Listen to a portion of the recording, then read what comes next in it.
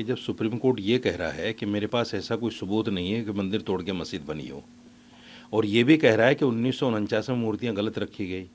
ये भी कह रहा है कि बाबरी मस्जिद को इलीगल तरीके से तोड़ा गया, फिर भी जगह उठा के मंदिर को दे देता है,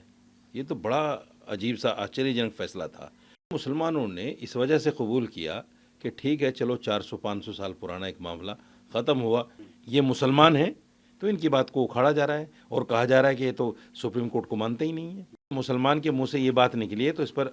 हंगामा तो होना ज़रूरी है, ये तय है हंगामा। बाबरी मस्जिद में जो कुछ भी हुआ, ये बड़ा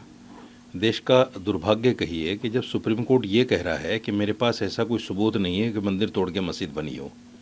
और ये भी कह रहा है कि 1949 में मूर्तियाँ गलत रखी गई, ये भी कह रहा है कि बाबरी मस्जिद को इलीगल तरीके से तोड़ा गया, और ये भी कह रहा है कि जो लोग इसमें शामिल हैं उनके खिलाफ कार्रवाई होनी चाहिए, और फिर भी जगह उठा के मंदिर को दे देता है, ये तो बड़ा अजीब सा आश्चर्यजनक फैसला था।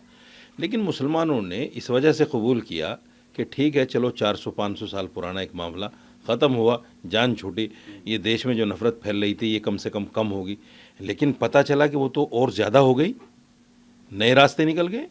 तो ये जो पीड़ा है, इस पीड़ा को उन्होंने व्यक्त किया है, और इसी पीड़ा को व्यक्त करने के लिए आपको याद होगा सुप्रीम कोर्ट के 4 जज बाहर निकल के आए थे, प्रेस कॉन्फ्रेंस की थी। DY चंद्रचूड़ जब रिटायर हो गए उसके बाद उन्होंने बाकायदा एक प्रोग्राम में इस तरह की बातें कहीं, और कई सारे जज हैं जो इस तरह की बातें करते हैं। सवाल ये है कि अगर हिंदू को इस बात को कर दे, आप निशिकांत दुबे ने क्या कहा था चीफ जस्टिस के लिए, बिल्कुल खुली किताब है, क्योंकि वो हिंदू थे तो उनकी बात को दबा दिया गया। ये मुसलमान हैं तो इनकी बात को उखाड़ा जा रहा है और कहा जा रहा है कि ये तो सुप्रीम कोर्ट को मानते ही नहीं है, ये तो सुप्रीम कोर्ट को अहमियत नहीं देते। बिल्कुल, मदनी साहब तो कह रहे हैं कि सुप्रीम कोर्ट उस लायक नहीं कि उसको सुप्रीम कहा जाए। नहीं, उन्होंने ये कहा कि सुप्रीम कोर्ट सुप्रीम उस वक्त होगा जब इंसाफ के तकाजे पर फैसले होंगे। ये कोई गलत थोड़ी है भाई, सुप्रीम कोर्ट जो है हिंदुस्तान में हमारी लास्ट उम्मीद है कि जब सब जगह से हम थक हार के बैठ जाएं तो फिर एक रास्ता बचता है सुप्रीम कोर्ट। वहाँ भी अगर ऐसा ही हो जाए तो फिर सुप्रीम कहाँ से रह गया, ये एक बात उन्होंने कही।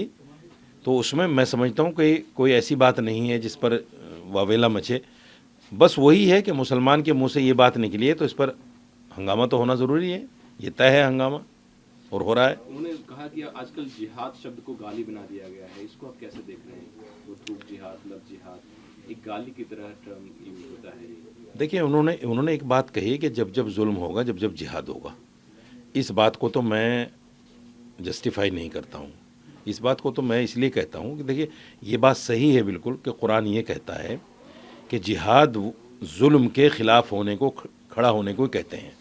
कि जहाँ जुल्म हो आप उसके ख़िलाफ़ खड़े हो जाओ, तो इसी का नाम जिहाद है। और दूसरी ज़बान में अगर इसको कहें कि जिहाद जो है वो सेल्फ़ डिफेंस है, जितनी भी जंगें उस वक्त में हुई हैं वो सेल्फ़ डिफेंस में हुई हैं। हमला कर दिया, मुसलमानों ने उसको रोका है, और कुरान ने यही कहा है कि जो सेल्फ़ डिफेंस में मारा जाए वो शहीद है। तो ये जो जिहाद का शब्द है बड़ा पाक और पवित्र शब्द है हमारे लिए, लेकिन जिस तरह लोगों ने इसको लव जिहाद, लैंड जिहाद, थूक जिहाद, मूत जिहाद और हर जिहाद से जोड़ दिया, तो यकीनी तौर पर ये हमारे आस्था को चोट पहुंचाने वाली बातें हैं। यकीनी तौर पर हमें इस बात का एहसास होगा कि हमारी जो धार्मिक चीज़ है, जिस पर हम आस्था रखते हैं कि हाँ भाई ये चीज़ होनी चाहिए, उसको कहीं ना कहीं गाली बनाकर जो है पेश किया जा रहा है, बुरा भला उसको कहा जा रहा है। तो मेरा मानना ये है कि ये चीज़ ऐसी नहीं है कि जिसको मदनी साहब ने कोई गलत वे में कहा हो। ये बिल्कुल सही है कि हर चीज़ में जिहाद हो रहा है।